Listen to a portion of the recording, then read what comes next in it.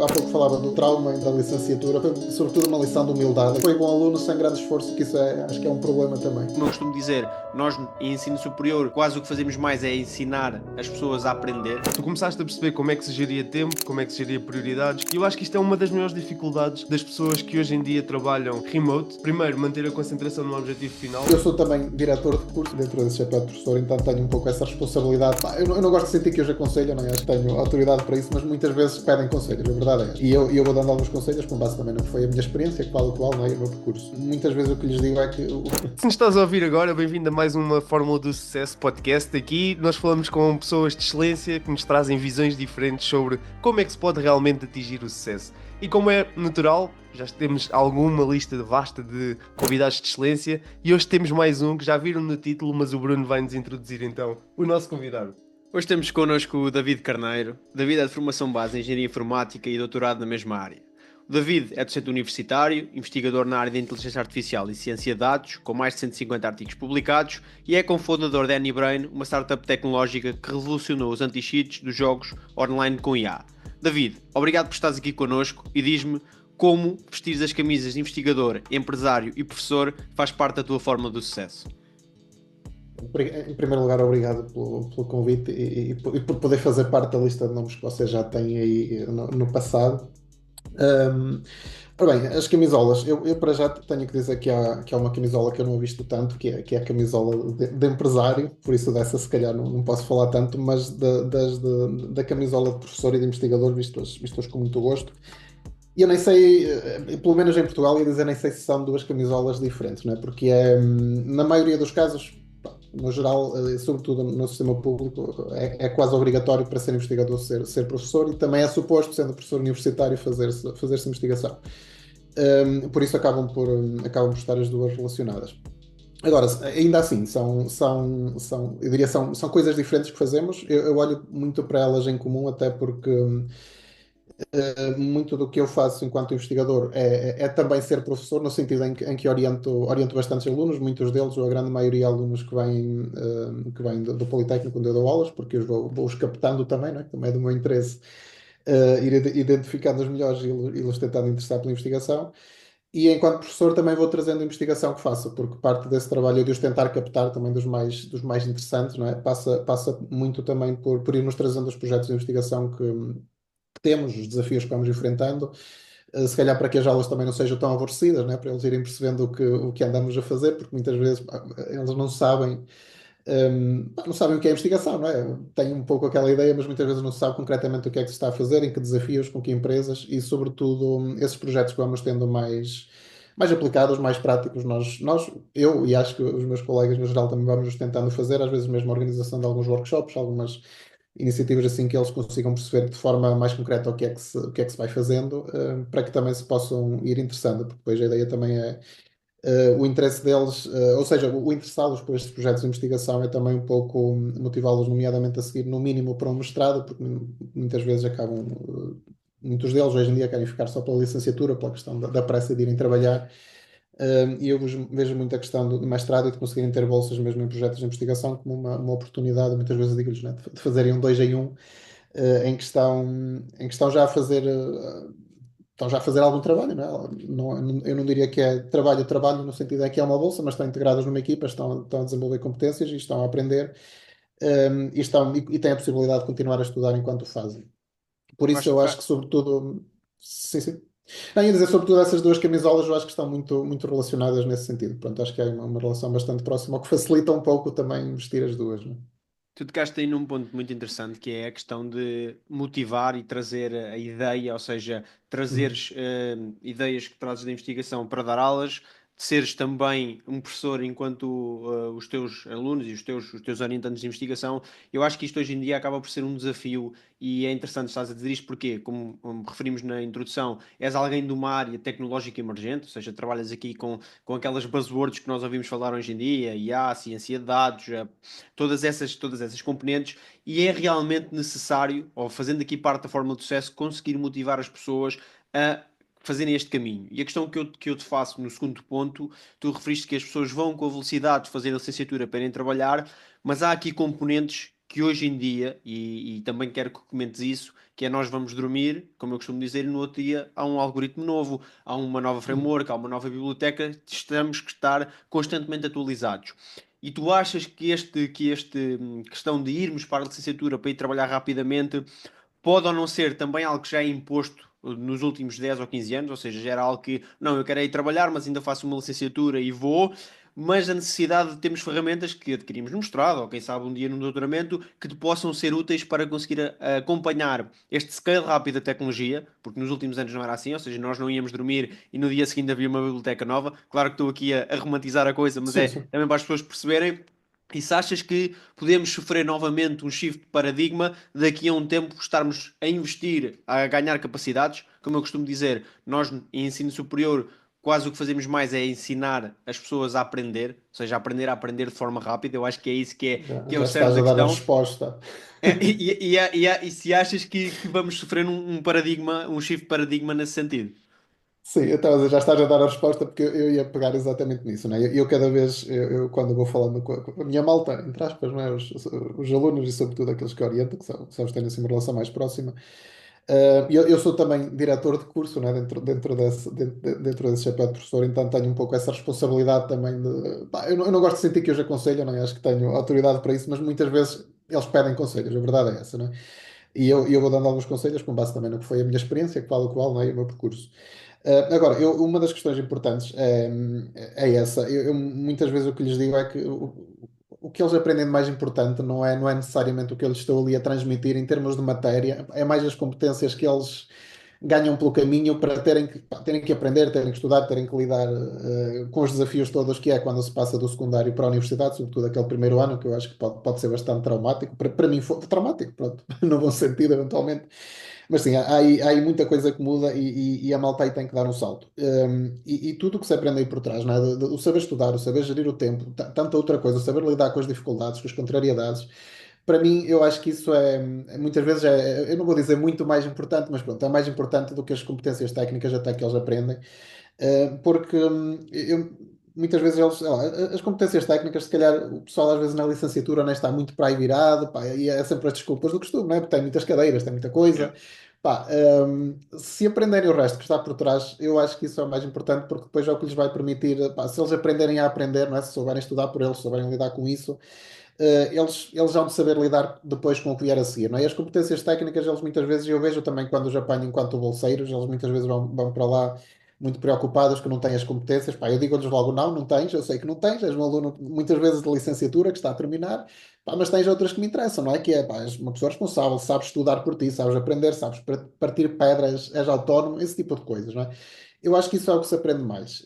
Acho que é o mais importante, pronto, do que se aprende, não é? E o facto de seguirem para mestrado, eu acho que é claro que é uma oportunidade de se especializarem numa área, mas é uma oportunidade de continuarem a lidar com esses problemas, agora se calhar num grau um bocadinho mais complicado. Boa. E nesse aspecto eu acho que é importante, e acho que a questão e um convidado vosso falava disso, eu já não sei exatamente quem, que eu sou muito mal com nomes e baralho tudo, mas desta questão de cada vez nós mais temos que aprender continuamente, não é? Que é outra mensagem que eu lhes passo muito. E eu acho que o mestrado é uma forma de facilitar isso, da malta não achar que faz ali uma licenciatura e está pronta para o que der e vier, pá, que não está Yeah. de certeza, e cada vez nós nem sabemos para que nos estamos a preparar, não é? Porque isto muda cada vez mais rápido. E hoje temos que estar mentalizados que se calhar pode não ser uma aprendizagem formal, ou se calhar vai ser a cada 2, 3 anos vamos fazer alguma coisa, mas já de ser uma aprendizagem informal e ao longo da vida toda numas áreas mais que noutras, não é? Na minha e na nossa, pá, é um pré-requisito, não é? Eu acho que ninguém pode sair de uma formação numa área destas e achar que está preparado para o que der e vier, porque não está, não é? Tem que estar preparado para aprender, pronto, para estar continuamente a melhorar, a aprender por si, a partir pedra, e acho que isso é o mais importante que se pode trazer de um curso, seja uma licenciatura, seja mestrado, seja o que for. E especificando mais para ti, David, qual é que achas que foi o shift mental que te deu mais essa noção?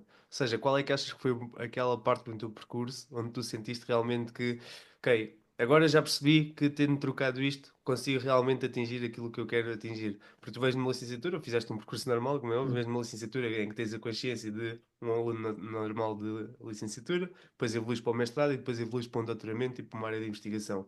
E de certeza que aconteceu um ponto durante esta carreira que tu percebeste, ok, é aqui que está, ou é assim, desta forma que eu consigo gerir estas dificuldades que estão associadas sempre a este tipo de percurso, a parte de resiliência, a parte de conseguires aprender, partir pedra, como tinhas dito. Qual é que sentes que foi ali a qualidade ou as qualidades que marcaram este teu percurso?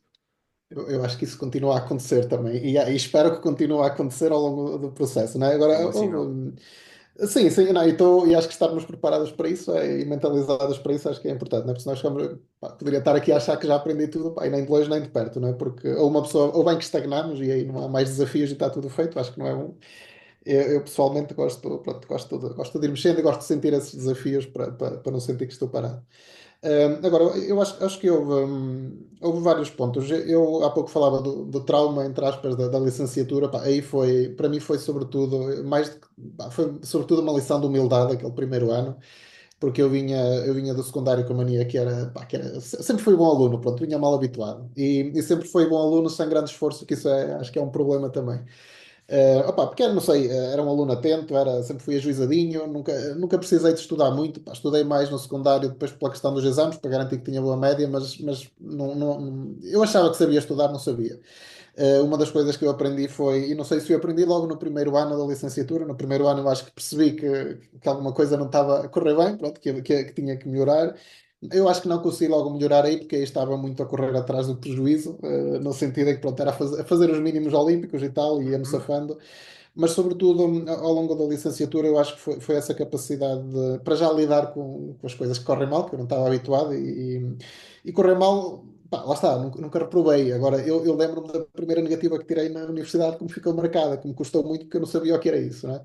E só o saber lidar com isso epá, e com essas derrotas, e tive outras, e ter mais provavelmente, que me custaram muito, acho que isso foi das coisas mais importantes. Isso foi muito pá, no início, se calhar, ao longo da licenciatura. Depois tive uma fase que se calhar que me habituei, ok, pronto, agora já não sou bom aluno, é isto, é o que é, sou assim.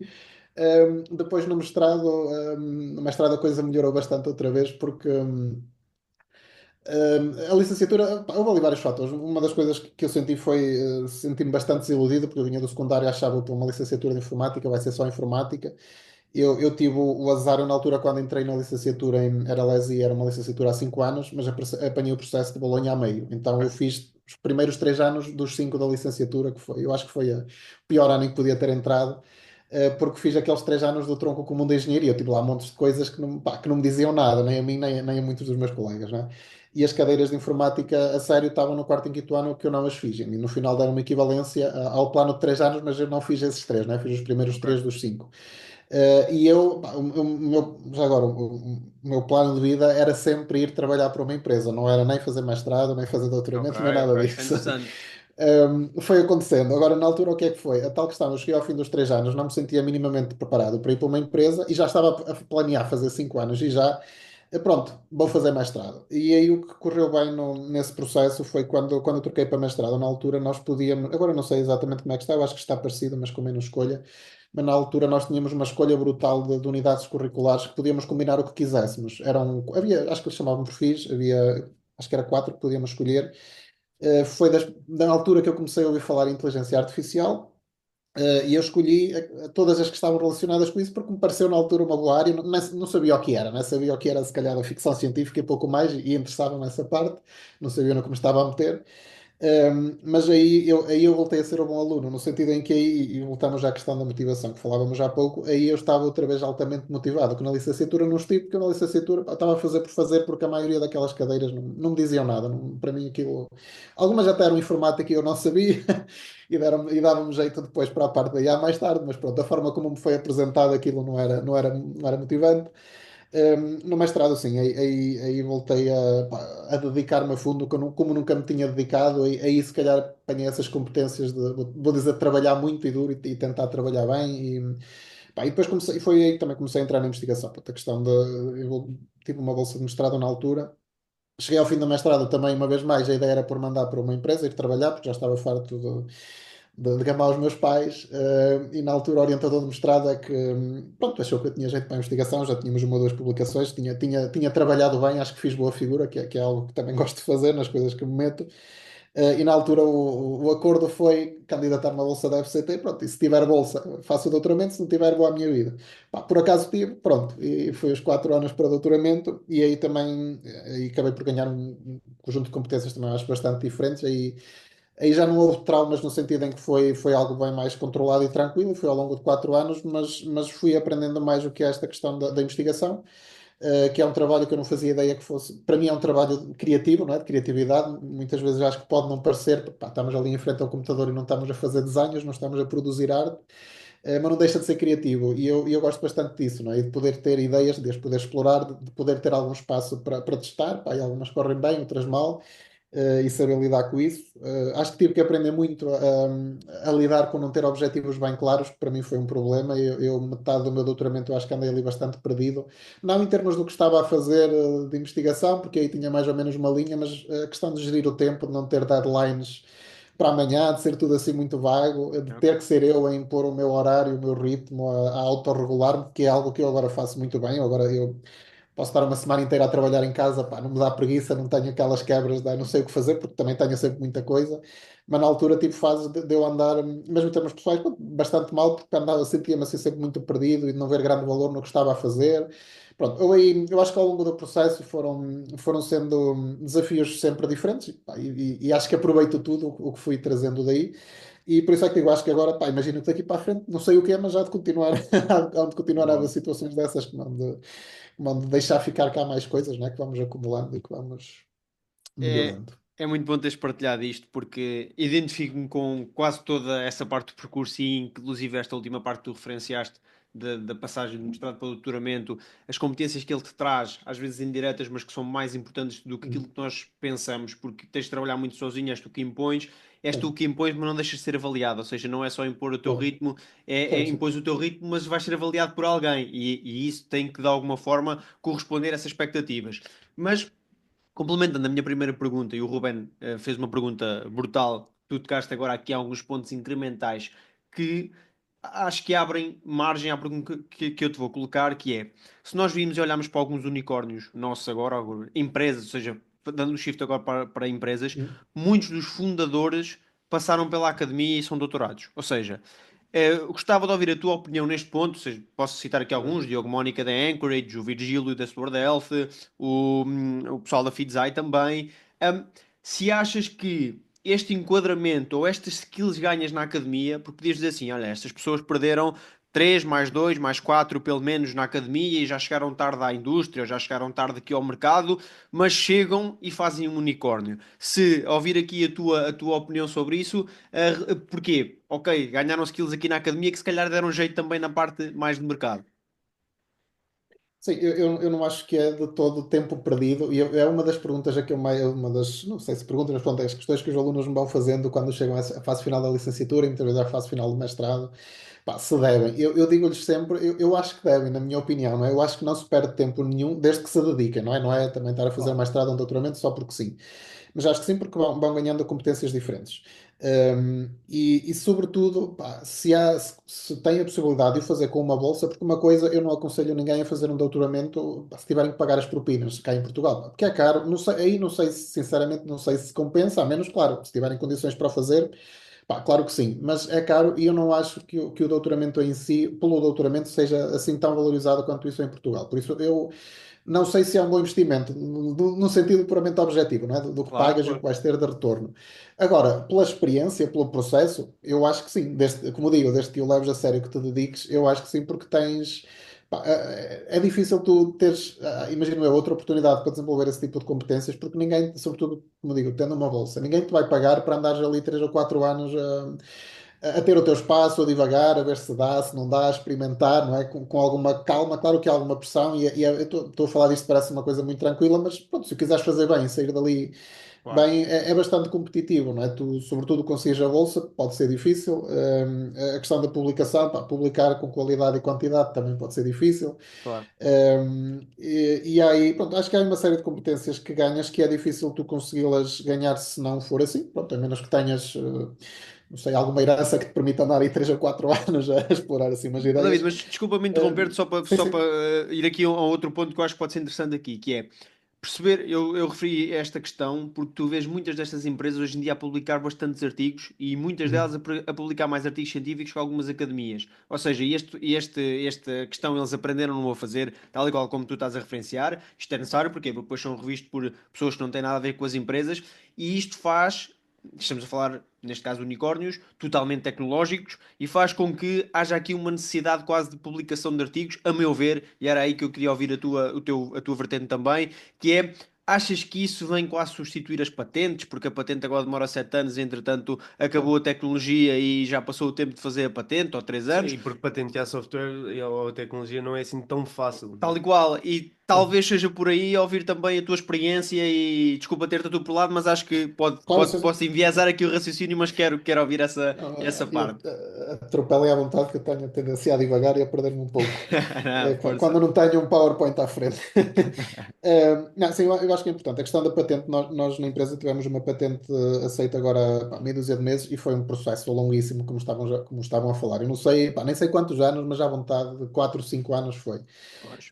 E sim, eu as publicações, eu acho que cada vez mais são importantes. Agora, não sei, não sei de uma perspectiva empresarial o valor que terão, porque muitas delas, ou a grande maioria, às vezes até são abertas, não é? Nós, na empresa, até algo que parámos de fazer na altura por causa da patente foi precisamente parar de publicar, porque havia muita coisa que até já estava publicada, que nós até já estávamos com medo. Olha, já vamos tarde, porque parte do Ok. segredo, digamos assim, já está fora. Agora, eu acho que hoje em dia também isto está a mudar um pouco para nós, porque eu acho que há uns anos atrás era muito essa questão de esconder, não é? O segredo é este, não vamos partilhar. Hoje em dia, a maioria das, não é, das contribuições que nós temos na área da AI é tudo open source. Exato. E não importa que sejam empresas privadas a fazê-lo, estão a publicar, estão a partilhar modelos, estão, não é? Tens a Amazon, tens montes de empresas que estão a pôr modelos cá fora, a Meta, montes de outros, pá, que poderiam eventualmente guardá-los para eles, mas eu não sei se ganham E mais em porquê? termos de E negócio porquê? É a questão. partilhando, não Eu é? e o Ruben temos falado disso. Porquê é que achas que é isso? Eu não sei se. Eu A tenho. verdade é que, puramente do negócio, eu não sei se aquilo é vantajoso. Agora, não sei se. Eu acho que enquanto sociedade ganhamos todos. Isso para mim não Sem dúvida. é. Não, Certo. não tenho dúvidas, não é? Não sei se de uma perspectiva do negócio se a empresa ganha visibilidade, se ganha.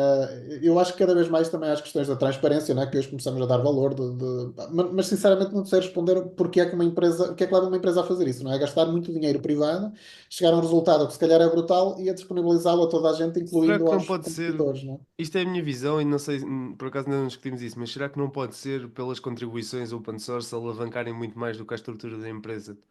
A comunidade open source hoje em dia está tão forte que talvez consigam alavancar muito mais o produto deles. Não sei, estou. Mas isso também, por outro lado, Pois. tinha outra desvantagem, que é os competidores também podem usar o mesmo produto, não é? Acaba por Sim, não sim, ser. por isso é que eu dizia há pouco, eles a partilhar, estão a partilhar inclusive com os Pois, competidores, não é? E se está alguém ao exato. lado que já investiu uma potada de dinheiro e se calhar não chegou ao mesmo resultado, pá, ou então até espera, deixa ver se aqueles partilham e Exato, e não pegam precisa e de usam. investir.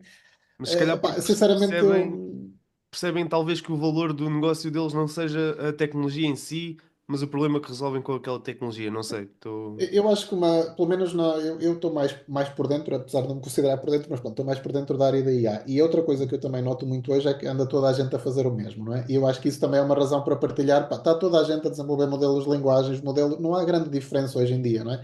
Pois, Pode-se ter um ou outro que dá ali um saltito, mas na semana seguinte alguém também já fez.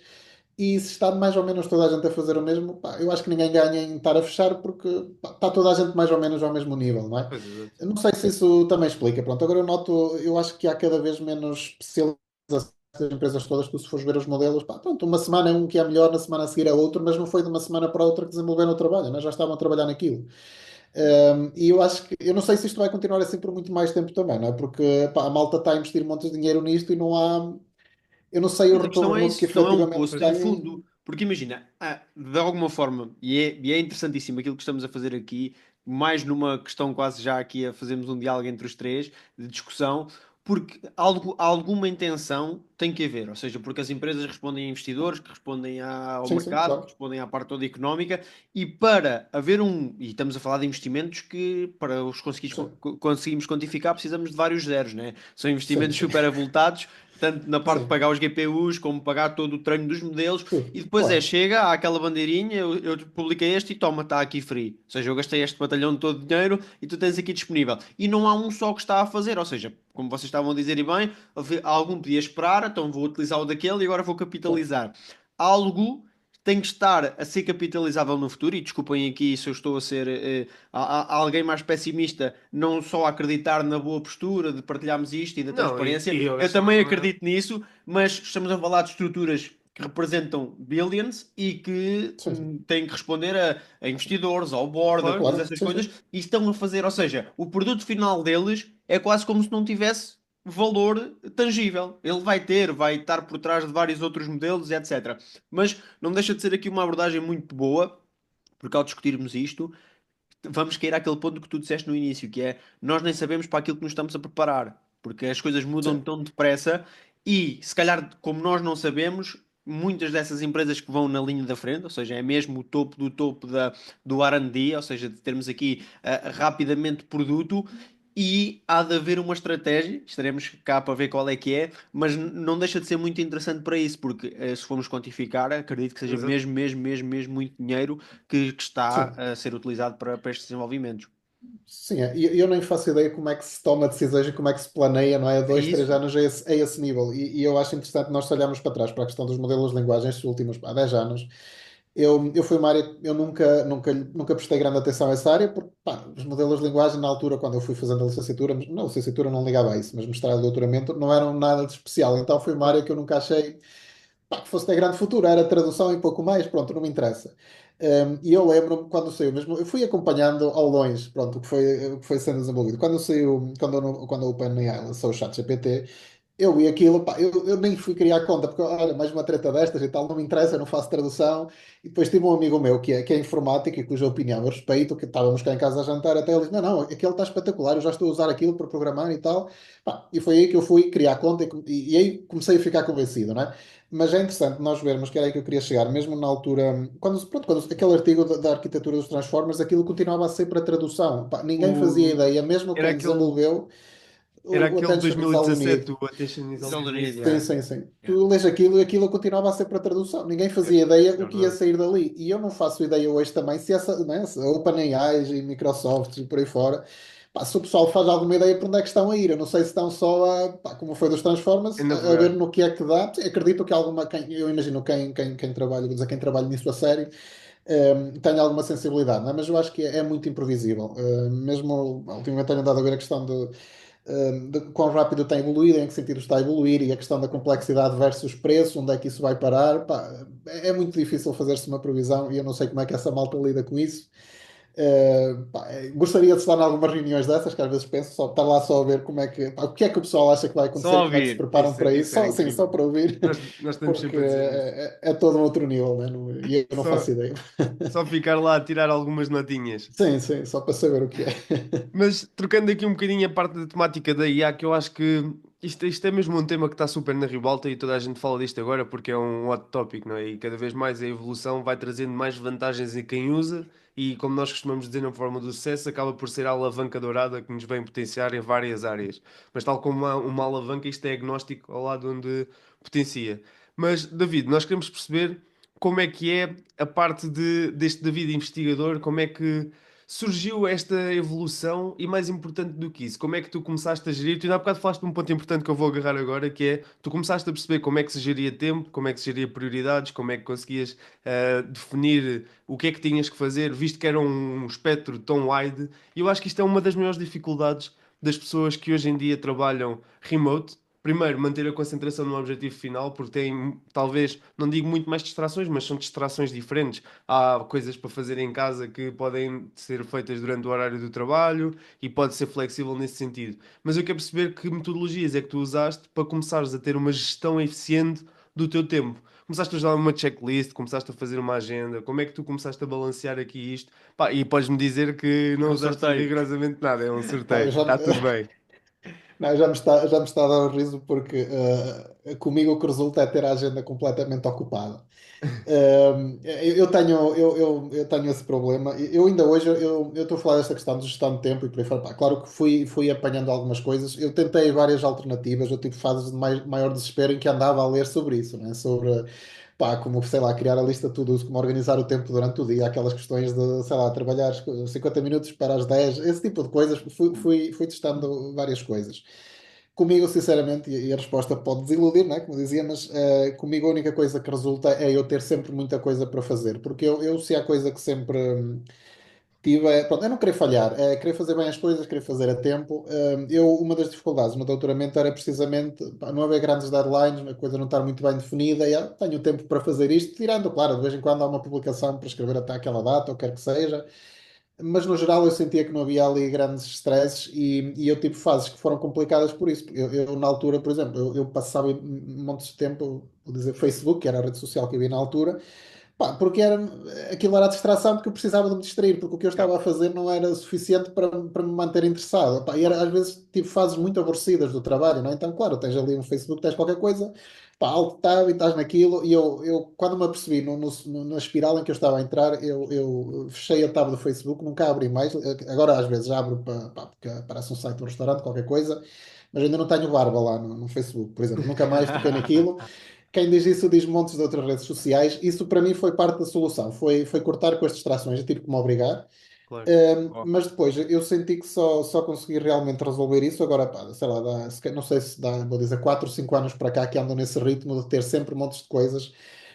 E o que eu acho que para mim a coisa principal que foi eu começar deixar de ter uma lista de to-dos e passar a ter os to-dos na minha agenda toda. Ou seja, eu normalmente tenho, boa. numa situação normal, tenho as próximas 2 semanas mais ou menos já todas organizadas. Coisas de mais longo prazo estão na lista de to-dos, mas depois vou passando dali e vou reservando manhãs, tardes, pedaços, para além das coisas todas, né, de reuniões que há e por aí fora. E isso eu aprendi a fazer, porquê? Porque pá, eu tenho a tendência a dizer que sim a tudo ou a quase tudo, pronto, a maioria das coisas, e deixo as minhas, quando eu digo minhas coisas, pá, as tarefas que sou eu que tenho que fazer, não é sozinho, entre aspas, de preparar uma aula, de corrigir uns testes, de escrever um artigo, o que seja, essas eu deixava-as na lista de tudo e eu muitas vezes chegava e olhava, "Olha, já não tenho tempo para fazer isto, porque Yeah. enchi esta semana."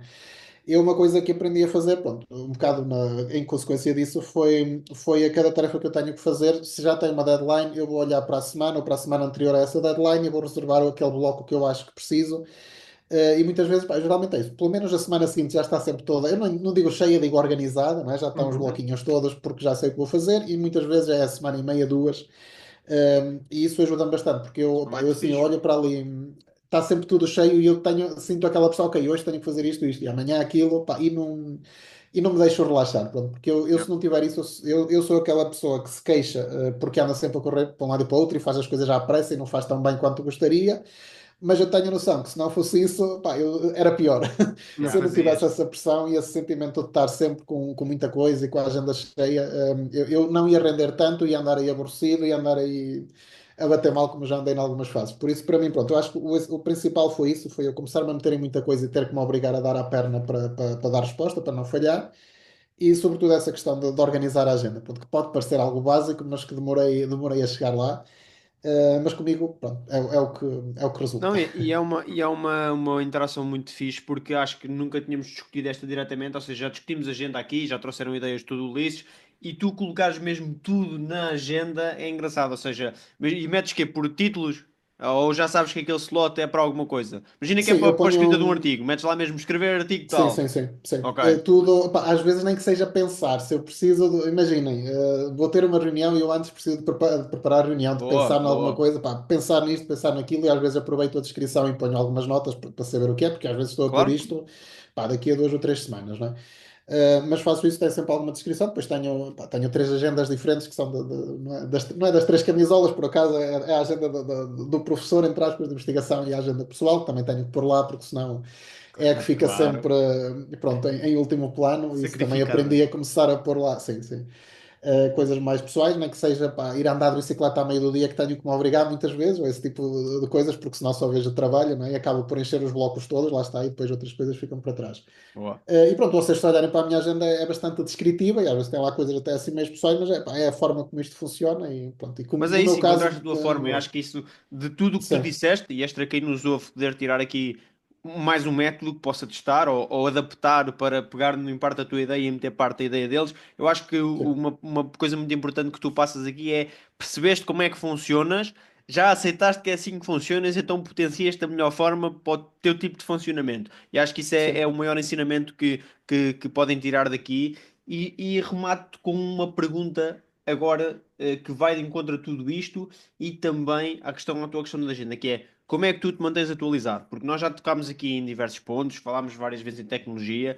Eu estou a tocar neste ponto de tecnologia porque, como vocês sabem, eu sou um crítico nesta altura de tecnológica em que toda a gente fala de IA e pouca gente sabe do que é que está a dizer, pelo menos Uhum. lê-se várias barbaridades, e temos aqui a oportunidade de estar a falar com o David. Os ouvintes têm a oportunidade de estar a ouvir o David, que é alguém que é especialista nesta área e que aplica mesmo, ou seja, e dá para perceber isso, que é, com mais as pessoas com que falamos que tentam ser especialistas, que tentam estar atualizadas, mais dúvidas têm e cada vez mais se vêem pessoas que não são assim tão especialistas e têm dogmas, ou Tenho seja, muitas não, isto certezas. vai ser aqui. David disse bem, eu não sei bem como é que este pessoal das empresas está a ver isto há 3 anos porque é algo difícil, porque é realmente algo difícil. Sim, E sim. eu pergunto esta questão de te atualizares, porque realmente és alguém que tem aqui uma pipeline de informação também privilegiada, no sentido em que tens os investigadores a darem informação e tu nas Sim, aulas sim, sempre sim. vais buscar e lês uns artigos, nós sabemos disso, mas como é que tu tentas, se tens, por exemplo, na agenda,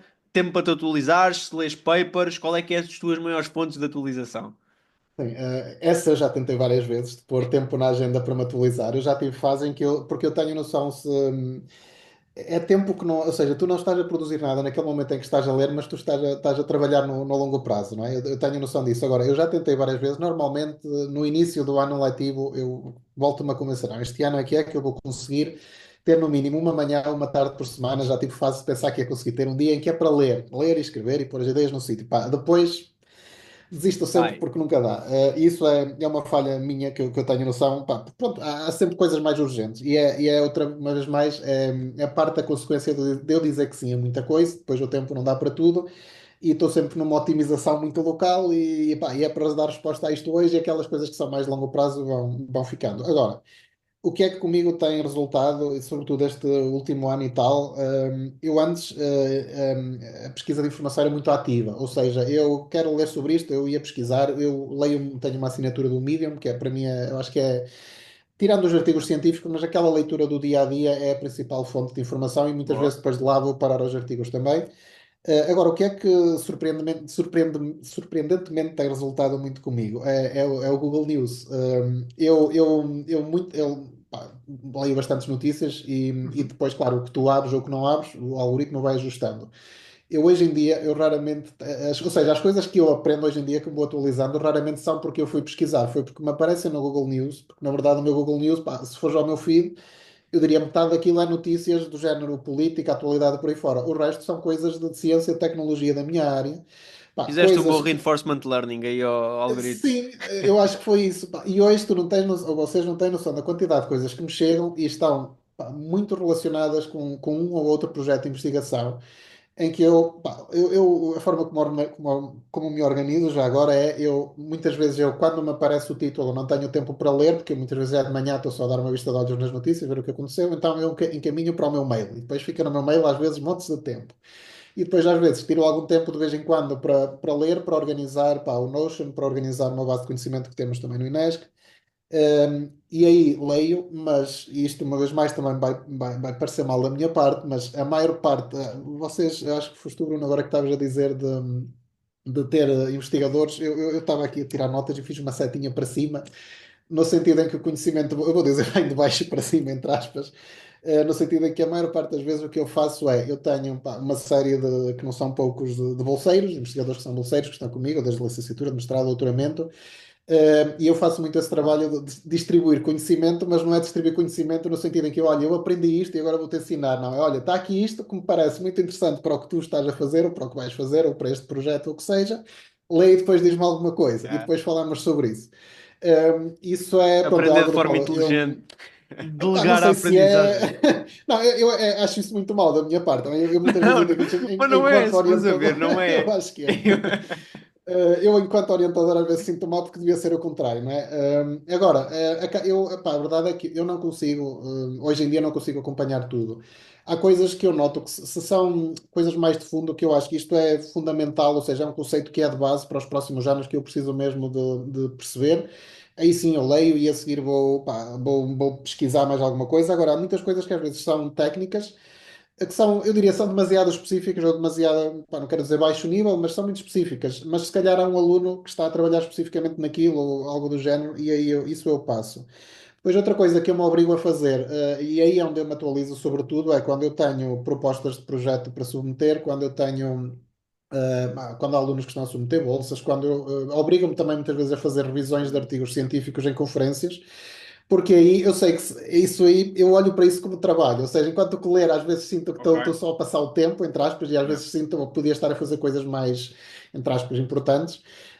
Essa questão de, pá, quando eu tenho que parar para submeter um projeto, aí eu tenho que saber, tenho que estar atualizado, tenho que saber do que estou a falar, não é? E a questão da revisão de artigos, muitas vezes, pá, se me perguntas, não tenho tempo para aquilo, mas se eu disser que sim, eu vou arranjar e vou ler aquele artigo, que é um artigo recente, que trata de alguma coisa que me interessa, e isso também é uma forma de ir aprendendo. Portanto, então eu tenho que ir arranjando esses truques para me enganar e para enganar a minha agenda para ir lendo, porque eu adorava ter, pá, um dia por semana para poder ler, pá, era muito feliz se pudesse fazer. Estou à espera da reforma para poder fazer. Pronto, isso se calhar já Mas vai ser tarde, mas. e leituras sem ser técnicas, David? Tu costumas ler literatura, Sim, sim. livros? Aliás, eu parto do problema é que como eu passo o dia sentado à frente do computador, eu chego ao fim do dia, eu tenho pá, aí muitos livros que eu às vezes digo que são da pesada e eu ao fim do dia não os consigo ler. Há muitos livros que eu vou deixando a meio ou que vou deixando para as férias, só que depois chego às férias também, agora não me apetece ler isto porque estou de férias, não quero pensar nisto. Ah, Agora, eu tenho epá, a minha biblioteca, agora a minha biblioteca passou, estou a olhar para o lado porque está aqui o Kindle, agora passou para o Kindle, mas a minha biblioteca é quase como uma biblioteca de música, que é uma coisa assim muito variada. Mas eu, se tivesse que escolher assim, um estilo, o que eu leio mais é livros de fantasia, porque para mim é chegar ao fim do dia e para poder desligar, para poder ir para um outro mundo qualquer. Uhum. É sobretudo de fantasia. Depois, de resto, pá, interessa muito física, por exemplo, leio bastante sobre física, leio alguma coisa também sobre neurociência, porque me interessa muito o hardware que temos cá dentro, não yeah. é? E perceber como isto funciona para tentar também, eventualmente, ter algumas ideias ou fazer essa transição depois para a parte artificial. Brutal. Mas se eu tivesse que escolher um estilo, eu que passei mais pá, sobretudo estes últimos anos, agora que eu ando mais, eu diria que ando mais cansado da cabeça e mais, pronto, mais horas em frente ao computador é fantasia. Muito aquela Uhum. fantasia de dragões e medieval e por aí fora.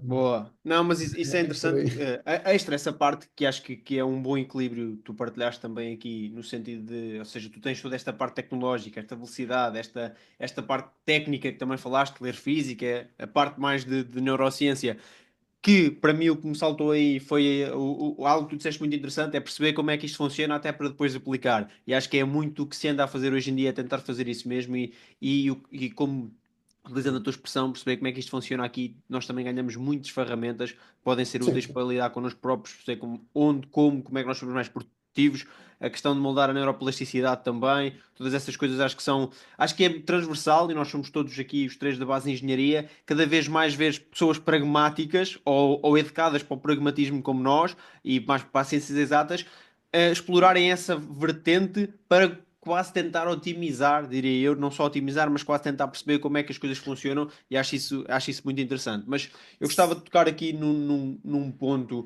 extra, outro ponto que é tu referenciaste o Notion e nós somos aqui uns disseminadores do Notion, o Ruben até mais, e falamos muito aqui do Notion para a organização, só para verem, o David também utiliza o Notion, por isso é mais uma forma para vocês poderem explorar esta ferramenta que pode realmente ser útil.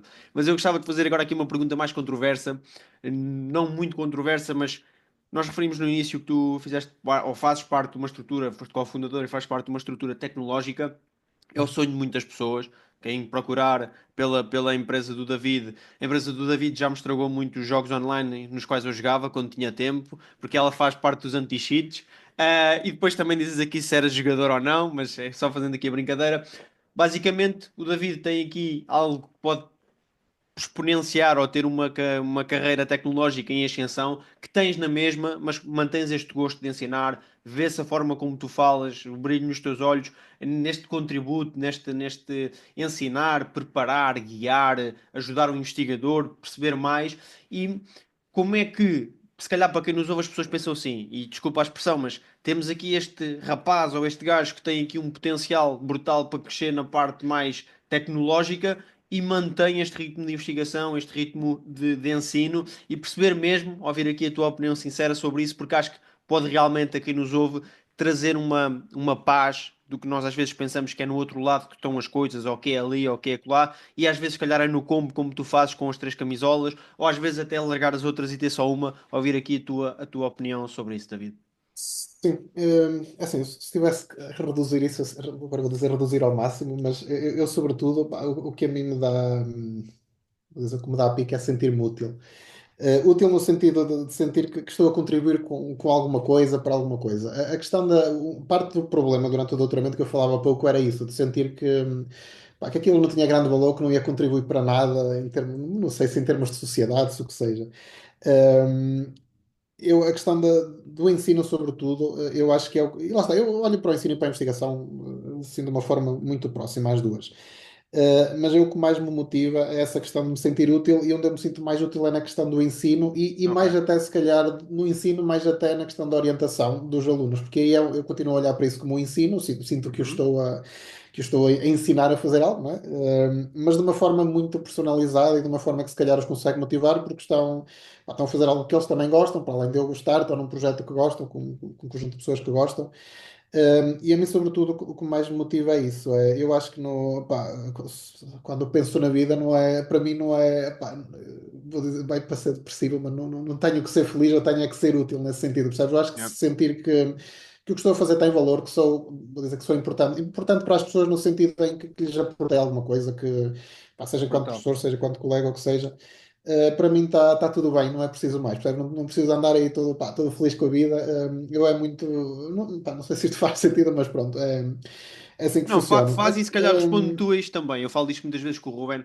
Nós há conversas que temos e depois, como tu já viste, muitos dos nossos convidados partilham isso também. Pessoas que fizeram fortunas multimilionárias, que no fundo às vezes resumem depois tudo ao básico. E acho que aquela sensação de dares uma aula, como sabes, eu também dou aulas, ou aqui a Uhum. gravação que nós fazemos muito sobre isto, epá, depois de fecharmos o episódio, nós sentimos uma sensação que não consegues sentir em lado nenhum, e às vezes até nem é pelo valor que está relacionado a isso, que é, olha, podíamos ter estado na hora que passou a ganhar uma determinada quantia de Sim, dinheiro e não sentias a mesma coisa, aquela satisfação. Eu não sei se é isso, pô. estava a tentar passar as tuas palavras, que Sim, é, quando tu dizes que sentir-me útil e conseguir contribuir para as pessoas e de alguma forma moldá-las, isso representa a tua inclinação, ou seja, a inclinação primordial, a forma, aquilo que realmente te mexe, do que propriamente dizeres, olha, vou-te oferecer X e vais estar a trabalhar nisto tempo sim, todo e sim. há alguma coisa que Sim, não opá, te acrescenta aquela sensação. completamente. Se me disseres, pá, queres ser rico? Claro que sim, não é? Dá jeito, já agora ajuda. Mas não é. Pá, para mim nunca foi fundamental. Eu acho, claro, tens de ter uma base, tens que estar bem, não é? Claro. Mas estando bem, tendo essa base, pá, nunca foi o que me orientou, não foi. Para mim, a motivação principal nunca foi essa. Mesmo em termos de investigação, como eu digo, eu há 2 anos e tal tive um pouco um shift, mesmo em termos de investigação que andava a fazer, e sinto-me bem mais realizado agora, porque mesmo aí, pá, sentia que era tudo muito por alto, olhares para trás e não veres um contributo, pá, Ok. concreto, em que dissesse, olha, eu fiz isto e está aqui e tem valor porque está a ser usado, ou que seja, pá, mesmo as publicações, não é? Se calhar, eu vou dizer, o maior critério de sucesso, pá, são as publicações, para mim, não é? Olhando no geral, pá, seja enquanto professor, nem tanto, mas também contam aí bastante, mas enquanto professor barra investigador, as publicações são mais importantes. Opa, mas para mim a importância que tem é só porque são essas as regras do jogo, porque de resto, claro, Ok. pá, estás a partilhar conhecimento, estás a partilhar alguma coisa, mas a verdade é que uma coisa era eu ter conhecido alguém que nunca aconteceu até hoje, que tivesse lido um artigo meu, que chegasse ao pé de mim e que me dissesse, pá, aquela tua ideia espetacular deu-me para isto, ajudou-me, pá, ainda não aconteceu. Até pode já ter acontecido e eu não saber, não é? Mas ainda não me foi dado conhecimento, pelo menos. Agora, com essa questão do ensino com os alunos e, sobretudo, quando é a questão das orientações, no contexto de projetos, pá, é diferente, mesmo enquanto diretor de curso. Pá, eu às vezes queixo-me do diretor de curso porque é muita burocracia, perdes ali, entre aspas, muito tempo com coisas que não interessam assim tanto. Pá, mas também dá gosto acompanhar a malta durante aqueles 3 ou 4 anos e depois, se calhar, vão para mestrado. Eu tenho agora dois. Quer dizer, tenho um aluno de doutoramento que veio, que eu acompanhei desde o primeiro ano na licenciatura que eu sou diretor, que agora está no terceiro ano de Ok. doutoramento, por isso já são uns anos. E tenho mais dois também que fui acompanhando, não desde o primeiro ano, mas desde o segundo ou terceiro, que também são agora alunos de doutoramento. Pá, eu adoro ver o crescimento deles, percebe? Ver o quanto crescerem enquanto pessoas. Não estou a dizer que foi, não é por minha causa, não é? Mas cresceram, pá, e Yeah, mas acompanhei, isso de não tem alguma forma explicação. também Yeah. Yeah. contribuí. Pá, e eu a esse tipo de coisas, as conversas, como tu dizias, o sentir que estou a fazer algo útil, que estás a produzir algo que vai ser útil para alguém, não é? Seja para uma empresa, num projeto, seja pronto, em termos de formação, o que seja, a mim é o que me motiva mais. Pronto, e se eu chegar ao fim da vida e sentir que consegui fazer isso de alguma forma e que tenho aí meia dúzia de coisas que eu senti, olha, contribuí para isto e para aquilo, pá, acho que estou a falar cedo, não é? Estou a falar antes do tempo, mas Claro, acho que, mas não, mas é mas acho que interessante. vou sentir Yeah. realizado, pronto. Não, é uma boa análise que tu estás a fazer, David, e isso Se pelo recorda-nos caminho que enriquecer, melhor, não é? Mas Mas é precisamente nesse ponto que eu quero chegar, que a definição de sucesso acaba sempre por ser micro-resultado. E nós temos aí agora uma sequência no Instagram, se ainda não nos seguem, Fórmula de Sucesso Podcast, onde colocamos algumas frases com as quais nos identificamos e que por acaso o fundo até é uma foto nossa, só para se relembrarem da Fórmula do Sucesso. Mas uma das frases que vai sair nos próximos tempos é precisamente sucesso é micro-resultado. E a palavra sucesso por norma leva sempre a sequenciação. E tu disseste uma coisa interessante que é o teu critério de sucesso é o micro-resultado de publicares, ou neste caso de existirem artigos que detalhem o trabalho que tu fizeste. Porque são esses artigos é como se fossem declarações dos micro-resultados que tu foste conquistando ao longo deste percurso. E é bom nós olharmos para cada um dos nossos processos que nós estamos aqui, dos nossos caminhos que nós estamos a tentar fazer e perceber como é que nós transportamos os artigos do David para a nossa realidade. Se para mim sucesso for levar a minha empresa avante, então os meus papers, os meus artigos no percurso do David, traduzem-se em quê? É reuniões semestrais de KPIs, trimestrais, mensais, ou seja, como é que nós conseguimos criar KPIs que nos permitam detectar se estamos ou não no caminho certo do sucesso? Tu involuntariamente trouxeste isso, que eu estava aqui a pensar que é um KPI super interessante num processo do investigador, que é se o meu método para sucesso é preciso trajeto e método. Se o meu método e o meu trajeto são para ser investigador, então o meu método é criar artigos e o meu trajeto é chegar até ao final da investigação. E o meu KPI é claramente o número de artigos que eu publiquei durante aquele processo. E para quem nos ouve, poder fazer aqui um shift para todas as realidades, eu acho que é importante nós termos uma abordagem de monitorizar os objetivos. E David, há um ponto que nós queríamos falar só antes de fechar, que é ainda em relação à AnyBrain, que é também um produto que advém do teu trabalho e do teu esforço, e nós queríamos perceber como é que esta ideia chegou ao teu doutoramento. Como é que tu entraste neste mundo dos jogos e como é que vais buscar a AI para resolver esta dor de mercado? Ou primeiro, antes disso, como é que tu detectaste que havia um problema que precisava de ser resolvido? Destruiu a minha carreira de gamer. Opa, vocês deviam ter feito essa pergunta no início, porque isto dava para um episódio, porque não foi direto. Mas vou tentar resumir, talvez se calhar Um tentar short passar aí story. sim, pelos pontos principais. Pá, mas isto, a ideia na altura surgiu durante o meu doutoramento, e a ideia não tinha nada a ver com esportes na altura. Na altura o que eu estava a fazer, e a própria ideia já agora, o que eu estava a fazer era análise da interação análise dos nossos padrões de interação com computadores, com smartphones, sobretudo. Ou seja, perceber como é que, em determinados níveis de fadiga ou de stress, nós alteramos essa interação para eventualmente conseguir. A ideia era: será que consigo perceber o nível de stress ou o nível de fadiga de uma pessoa pela forma como ela está a interagir com o computador? De Ok. forma completamente não intrusiva, ou seja, só pela forma como está a mexer o rato e o teclado. Isso era num cenário de office, ou seja, quando estava a ter essa ideia, a ideia já agora surgiu sem querer. Tá? Surgiu porque um colega espanhol que estava a fazer doutoramento, que eu ainda não conhecia na altura, veio para Braga, onde eu estava a fazer o doutoramento. Pá, e demos-nos muito bem os dois, em termos pessoais, entendemos-nos bem, e foi: temos que começar a fazer aqui alguma coisa juntos, e o que é que tu fazes, e o que é que eu faço? Pá, a interseção saiu isso, começámos a inventar umas coisas, ele na área dele, eu na minha. A minha foi esta parte da interação. Pronto, rato e teclado, ele foi com a parte de análise de imagem, e por aí fora, que era a área em que ele trabalhava, por isso, uma vez mais, foi mais uma coisa que não foi planeada. Mas surgiu, começou a ter bastantes bons resultados na questão da fadiga do stress. Fizemos uma série de estudos com a Escola de Ciências da Saúde, pá, Champalimau, uma série de coisas, recolhemos montes de dados, validamos tudo isso. Depois, quando se decidiu criar a empresa, e aí uma vez mais, não fui eu que tomei a iniciativa, alguém tomou e eu dei o meu apoio.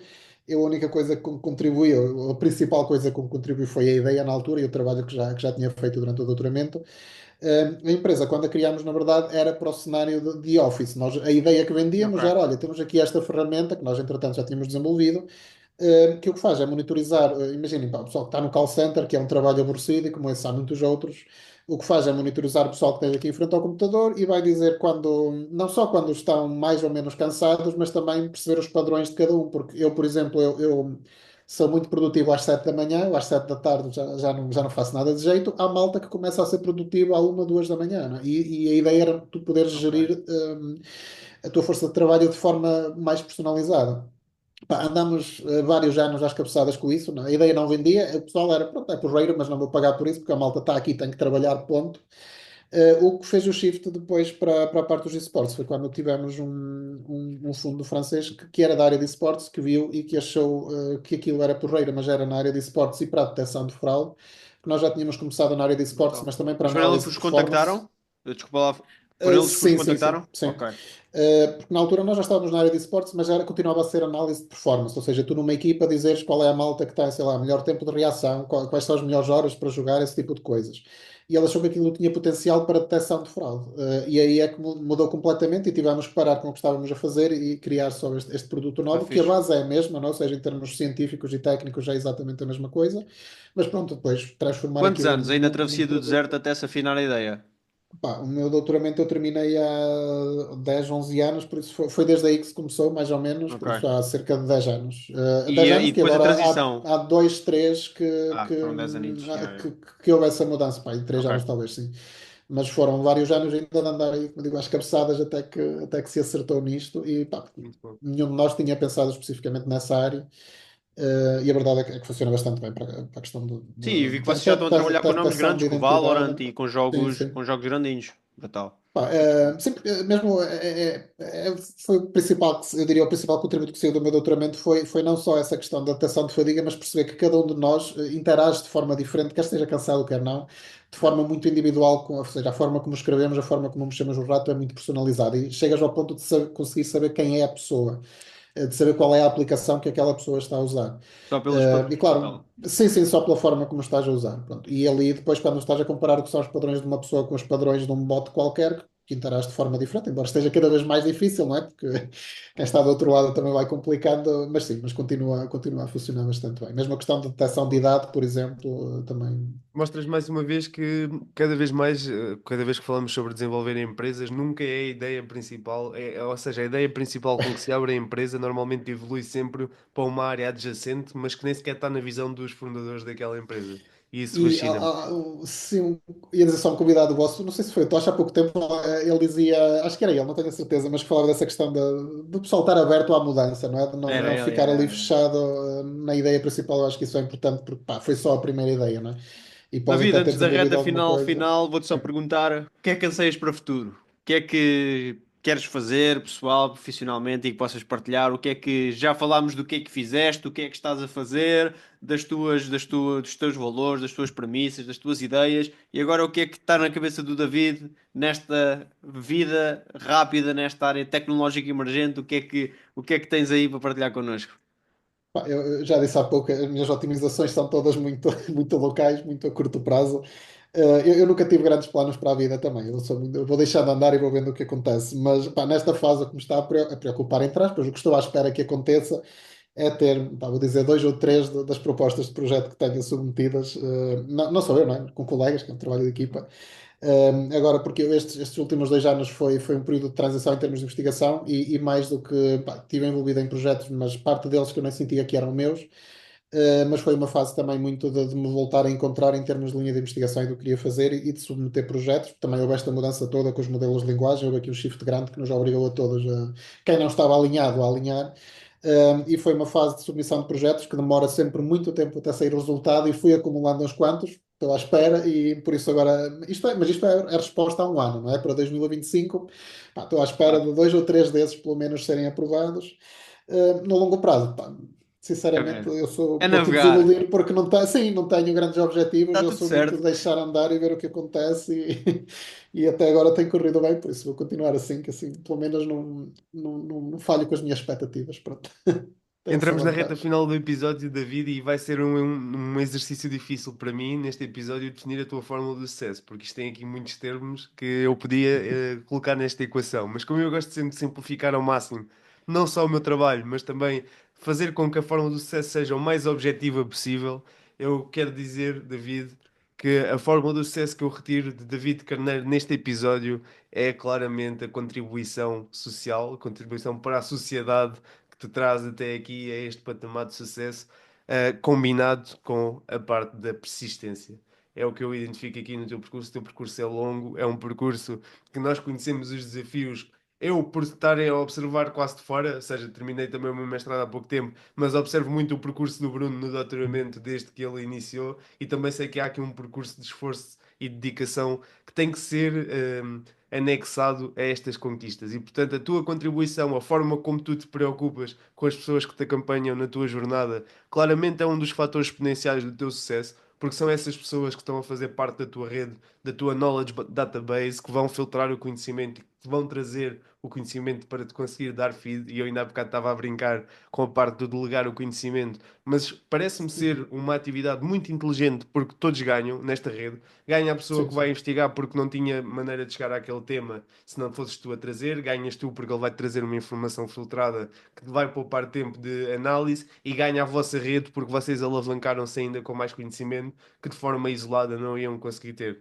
E parece-me que essa contribuição social traz-te frutos também, porque as pessoas acabam por se querer rodear de pessoas também como tu e tu rodeaste de pessoas como elas, porque sabem que é uma malha que funciona bem de atualização de conhecimento e de conquista de objetivos. E gostava só de saber se alguém quer adicionar aqui Eu algum não, termo eu acho que é isso nesta mesmo. fórmula do sucesso, mas Não, parece-me que a contribuição social combinada com esta parte da persistência e dedicação, David, e foi também isso que nós identificámos quando tivemos a oportunidade de estar contigo presencialmente e endereçar-te este convite para a Fórmula do Sucesso, porque sabíamos que ia ser incrível, um episódio com o qual temos o gosto mesmo de publicar na nossa rede, porque é mesmo muito interessante falar com pessoas como tu, que têm esta visão e que têm esta capacidade de se E adaptar. descontração, eu acho que também, e não acrescentando à forma de sucesso que fizeste eximiamente, e não quero meter mais nenhum ponto, mas acho que esta descontração do David e uma forma também não egóica diretamente de estar na vida, eu acho que é muito interessante, porque a forma como o David fala, as pessoas podem pensar, ok, é uma pessoa. Não, o David também é a pessoa, ou seja, o David,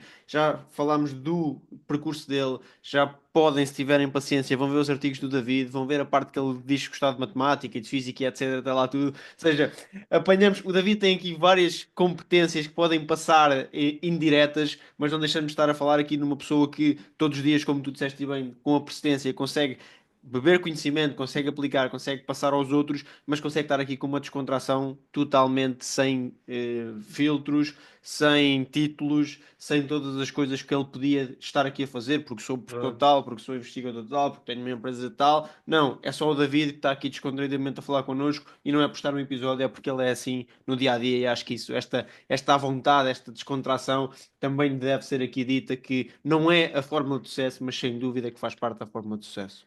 David, queres acrescentar alguma coisa? não, pá, agora não vou dizer nada para não estragar as coisas bonitas todas que disseram. Não, Mas, mas Ruben, o que resumiste também a mim parece bem. A questão social e do contributo e a questão da equipa, sobretudo, acho que é muito importante, não é? Ter pessoal à volta com quem, pessoal também igualmente bem disposto como eu, que acho que é fundamental para que tudo flua e para que tudo corra bem. muito Por bom. isso, acho que foi um bom resumo e obrigado pelo convite uma vez mais. Ora, essa foi um bom episódio. Obrigado também a todas as pessoas que nos estão a ouvir, onde quer que seja, Spotify, YouTube, no Instagram, algum trecho do nosso episódio. Não se esqueçam de deixar a vossa subscrição e o vosso gosto. Se gostaram realmente, não coloquem gosto se não gostaram do episódio, mas se gostaram, não se esqueçam de deixar, porque é muito importante para reforçar a nossa rede neuronal construída por dois neurónios que fazem aqui a gestão do conteúdo. E façam esse reinforcement learning também na nossa rede para nos ajudar a definir o próximo conteúdo. Caríssimos, obrigado por este episódio. Vemo-nos no próximo. Obrigado. Obrigado.